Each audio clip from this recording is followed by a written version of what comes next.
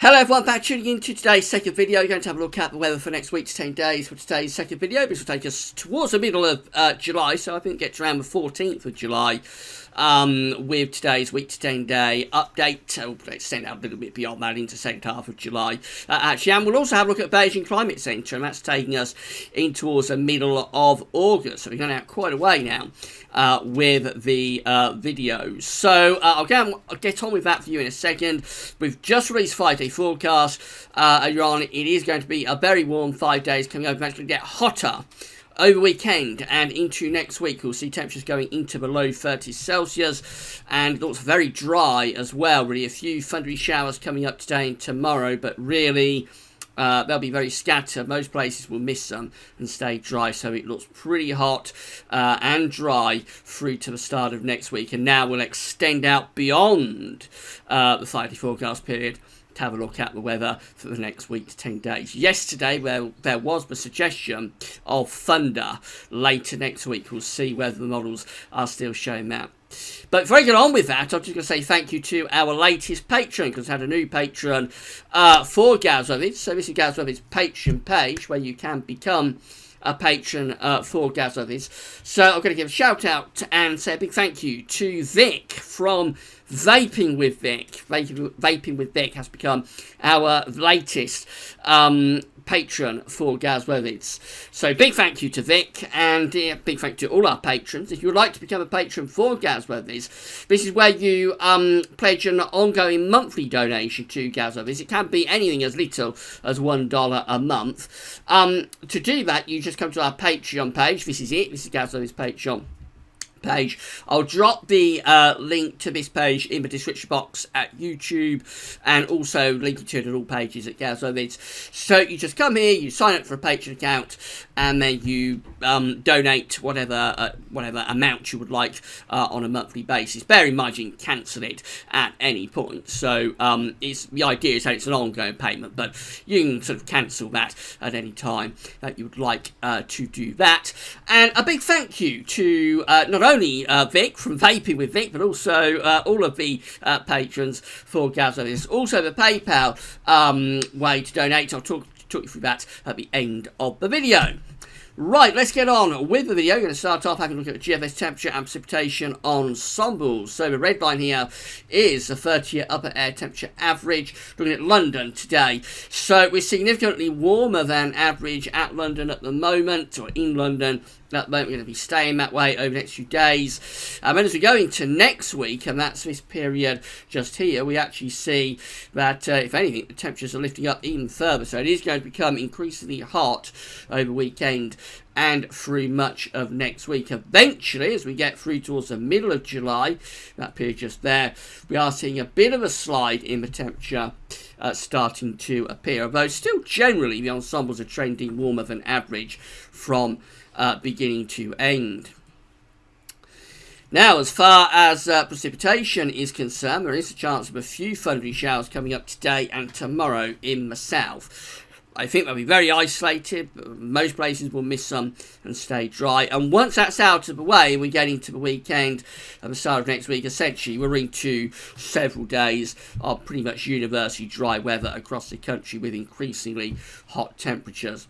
So towards the end of next week, this is Friday the 13th, a week on Friday, we do find some precipitation spikes beginning to appear then. And excuse me, we find more of them appearing as we go through into the second half of July. It does look as though with time, around this middle period of July, we may find increasing risk of thunderstorms, sometime from around the 13th to kind of like the 15th, 16th, something like that. We may have some quite big thunderstorms pushing up from the south. Where we go beyond that is interesting. Will that take us into a cooler and more unsettled phase, or will we very quickly find the ridge building back from the Azores and we go into another high pressure dominated period through the second half of July? I think that is still very much to be determined. I've seen a lot of people asking whether this thundery breakdown is kind of like summer going down the pan. And it's much, much too early to say that. People forget that even in the very hottest and driest summers, like 1976 and 1995, there are always interruptions from thundery development. So 1976 actually had quite a few thundery scenarios. They didn't come to all that much, but low pressure was sometimes close to the country producing thundery conditions, and the same is true at times during 1995. I think around the middle of July 1995, for example, there was a thundery interlude. Again, the storms were quite scattered. It wasn't a widespread breakdown, and the telling point is whether once a thundery low gets out of the way, you reach the Azores high back in again, and that tells you whether you're in a classic hot and dry summer, and the Azores high comes back, or whether you're in a typical UK summer where after a thundery breakdown you unleash the Atlantic and you open the door to 2 or 3 weeks of low pressure dominated cool and wet weather. So all of that for the second half of July is to be determined, but to be honest, given the way this summer has gone so far, I'd be quite surprised if we had a definitive breakdown very quickly. So these are the surface temperature ensembles for London. This is 30 degrees just here, 20 degrees just there. So the ensembles are suggesting we're somewhere into the sort of mid to upper 20s Celsius in London over the next few days. These undercut the temperatures quite a bit though. So I think really from the second half of the weekend and then through next week, we're pretty much going to be at or above 30 degrees Celsius in London, pretty much from start to finish. So it is going to be a prolonged hot spell that's coming up from the second half of the weekend and then going through next week. Certainly looks like quite a prolonged hot spell. Temperature anomalies look like that from the 4th to the 12th of July. We're coming out hotter than average for the UK and Ireland. Not a surprise given the ensembles we've just been looking at. Most parts of Europe are coming out significantly warmer than average as well. Even in the southeast, where it's been pretty cool recently, temperature anomalies there are not as cool as they have been. Precipitation anomalies are significantly drier than average, continuing to be significantly drier than average, I suppose I should say, from the 4th to the 12th of July. But prolonged, dry and increasingly hot spell continues for the next week. So this is where the jet stream is today. This is from the GFS model. Keep that in mind, where the jet stream is today, because at the end of a GFS run, which will be in 384 hours, I'll show you where the model is still predicting the jet stream to be. So that's where the jet stream is right now, way to the north and west of the country. This is how the GFS is predicting the weather for Saturday. High pressure re-establishing over country. We cover all of this in the 5D forecast. So high pressure dominates the weather over the weekend into start of next week. We've got 1,025 millibar ridge centered over top of the country. It will be dry, it will be hot, and there'll be a lot of sunshine as well through to the early part of next week. That's Tuesday. High pressure is still dominating, but high pressure from the Azores, reaching through the UK and going up to this big ridge in Scandinavia. These are the synoptics of a classic summer. I'm not saying it's going to continue throughout the rest of the summer, but when you look at the synoptics for the classic summers, the summers that are hottest and our driest summers, they're like 76, they're like 1995. These are the synoptics you see, with a strong high pressure from the Azores sending that ridge into Ireland and into the UK, and then carrying it on up to Scandinavia in a huge belt of high pressure, which keeps the jet stream and the low pressure, the cooler air, locked in up there around Greenland and Iceland. That's where all the low pressure that we normally get in a typical UK summer, that's where it all is. So I'm not necessarily saying this is a classic hot summer, because we're still not even halfway through this summer yet.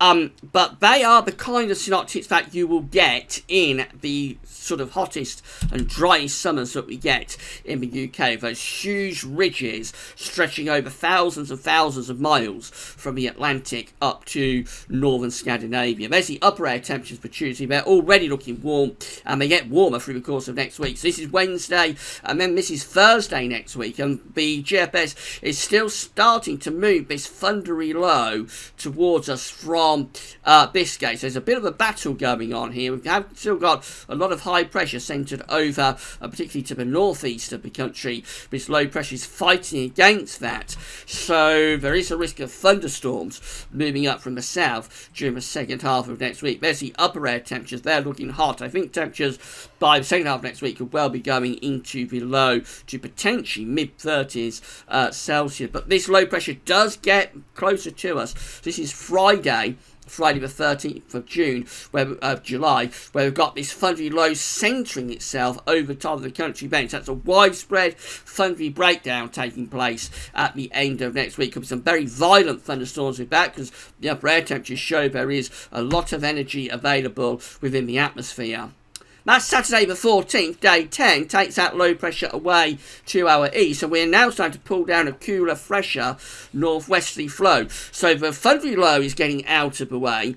Do we go into an unsettled spell of weather and overdraw to the Atlantic, or do we bring the Azores high back? Let's carry on into the extended range, and you'll see what happens is that, again, we're just getting this ridge building from the Azores into the UK. So we get to the end of the GFS run, and very little has changed, really. After the thundery breakdown, we just bring this ridge back in across from the Azores, across the UK, and up to Scandinavia. Again, it'll have a huge ridge of high pressure stretching from the Atlantic up into northern parts of Scandinavia. The low pressure, the cooler air, remains with the jet stream locked in or locked out to the northwest of the country around Greenland and Iceland. Our air temperatures are still very warm, even right at that very end of the GFS run on the 20th of July. And there's a jet stream. So we started off with this GFS run with the jet stream today. That's where it is in around 2.5 weeks' time. And it's still more or less to the north and to the west of the country. So after a thundery breakdown, very little has changed. We just bring that high pressure back.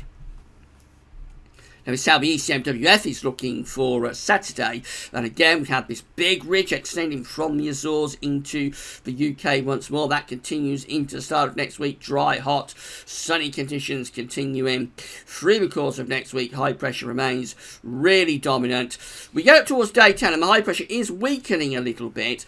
It's all gone very slack, though, and we're not bringing that thundery low up, actually, from the south that we have on the GFS. So the ECM doesn't look as though it's as keen on a thundery breakdown into the second half of next week. That's how the upper air temperature's looking. They're cooling, and they're cooling down from the northwest, actually. So that's a bit of a strange run, the ECM, this morning.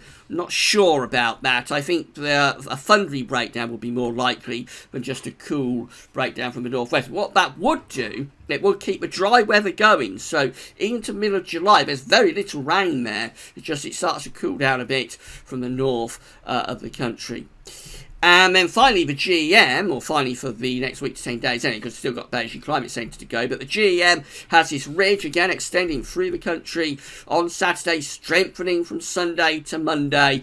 High pressure is dominant, it's dry, it's hot, it's sunny as well, temperatures into below 30 Celsius there. We go into the second half of next week, excuse me, and very gradually we start to move up this thundery low from the south. So the GM is sort of trending in the same direction as the GFS, really, starting to push that thundery low up towards us in the second half of next week. There's the upper air temperatures. Look how hot it is across France. Very, very hot upper air temperatures across France. Dangerous heat for France in the second half next week. Those hotter conditions are getting into the south and the southeast on Friday the 13th, and we go through to day 10, which is Saturday the 14th, and it is looking increasingly thundery with that area of low pressure coming up from the south, from France and from Biscay. Upper air temperatures are really hot, though, so that would be lifting temperatures, I would have thought, into the mid-30s Celsius, the southern and eastern parts of the country potentially. That's well into the 90s Fahrenheit.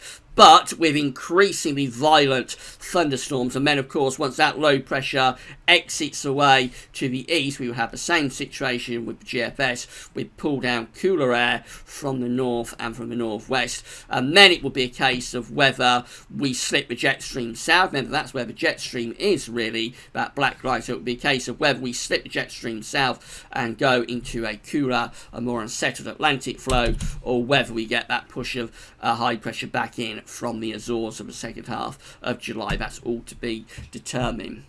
And then finally, just have a look at Beijing Climate Center for the next 40 days. So these are the 500 millibar heights broken down into 10-day periods. The first 10-day period will take us from the 6th through to the 15th of July. We find we've got above average heights centering over top of the UK and to our east. The jet stream is out to the northwest with the low pressure area. So that's where the jet stream is, way to our north and northwest. Dry, hot, fine conditions for the next 10 days. We go through to the next 10-day period, which is the 16th to the 25th of July. And no real change with this one. Above average heights continue to be centering over top of the coast. A very hot July and dry July coming up if Beijing Climate Center is right.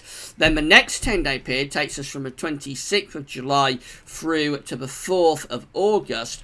And again, above average heights are just sitting over top of the UK. No changes to the weather pattern. So this is a very hot and a very dry July that the Beijing Climate Center is forecasting here. We would have a really hot and dry month to the start of August. Then we go through to the final 10-day period, which takes us from the 5th through to the 14th of August, so heading up to the middle part of August. And we are now seeing signs of a change, something we've not seen for quite a long while on these charts, with below average heights sitting to the west and southwest of the UK.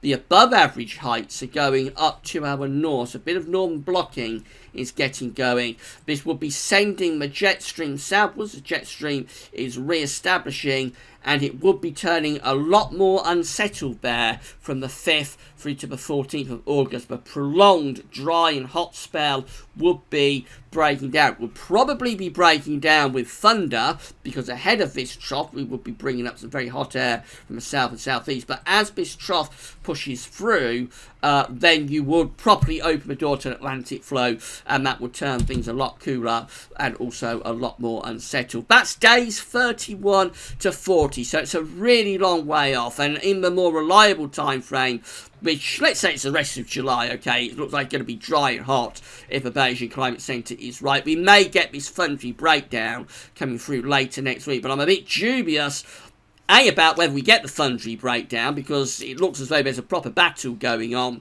with the GM and the GFS, which are the two models that are most keen on the thundery interlude late next week. So there's real battle there. We may not even get that thundery breakdown, but if we do get the thundery breakdown, I suspect we'll probably be quite quickly going back to high pressure conditions again. Although it may cool down, turn a bit fresher after the thundery breakdown for a time, I suspect it won't be long before the Azores high comes back. The definitive breakdown to this prolonged dry and hot spell looks like it's more focused in August if the Beijing Climate Center is right, because that's a very, very, very long way off, and means long range ones are prone to chopping and changing at the best of times. So the heat wave and the dry spell continues. That's the message really over the next few days.